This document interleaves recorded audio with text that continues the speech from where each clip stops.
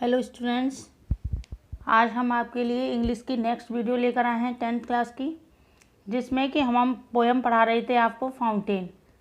कौन सी पोएम थी बेटा? फाउंटेन, जिसके जो पोइट थे वो थे जेम्स रसेल लोवेल। कौन थे बेटा? James Russell Lowell.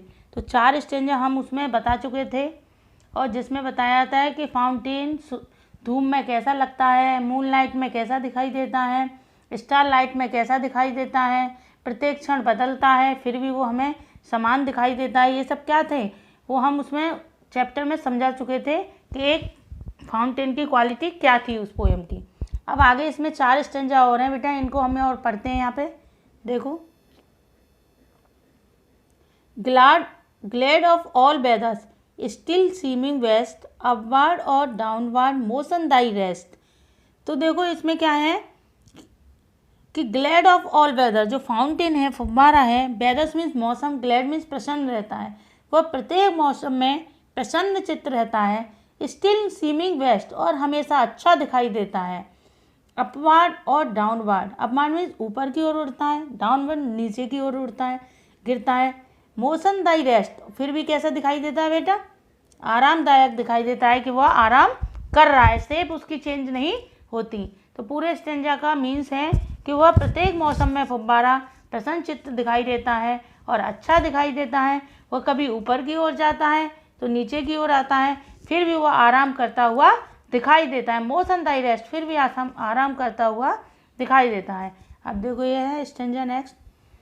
Full of nature nothing can time, change every movement ever the same. Full of nature, तो वो कैसा है? हमारा प्रकृति से भरा हुआ है।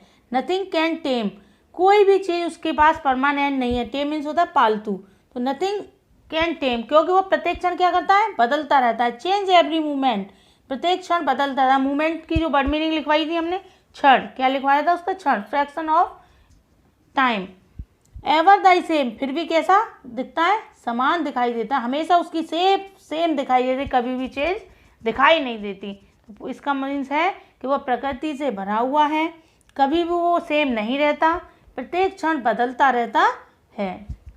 नेक्स्ट है इसमें ceaseless aspiring, ceaseless content, darkness और सनशाइन दाई element.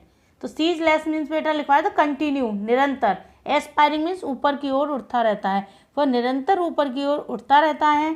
Ceaseless content, content means संतुष्टि का भाव, और निरंतर ही उसके अंदर संतुष्टि का भाव रहता है। डार्कनेस और सनशाइन द एलिमेंट, अंधकार और प्रकाश इसके तत्व हैं। डार्कनेस मीन्स अंधकार, सनशाइन मीन्स धूप या प्रकाश, द एलिमेंट, एलिमेंट मीन्स तत्व, ये इसके तत्व हैं। देखो यहाँ लास्ट स्टेंजा है। Glorious fountain let my heart be, fresh changeful constant upward like thee. तो पोएट इस स्टेंजा में फाउंटेन को एड्रेस करते हुए कहता है कि ग्लोरियस फाउंटेन, अरे शानदार फव्वारे, लेट माई हार्ट बी, मेरा भी हृदय तुम्हारी तरह हो जाए। कैसा हो जाए?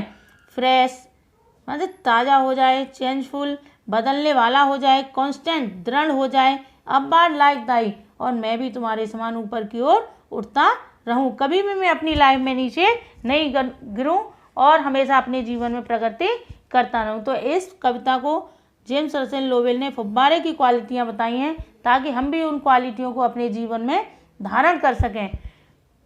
तो ये पोएम आपको बेटा समझ में आई होगी, और नहीं भी आए तो वीडियो को फिर से रिपीट करके देखना, आपको आ जाएगी। कोई प्रॉब्लम हो तो आप लिख सकते हैं और हमसे पूछ सकते हैं।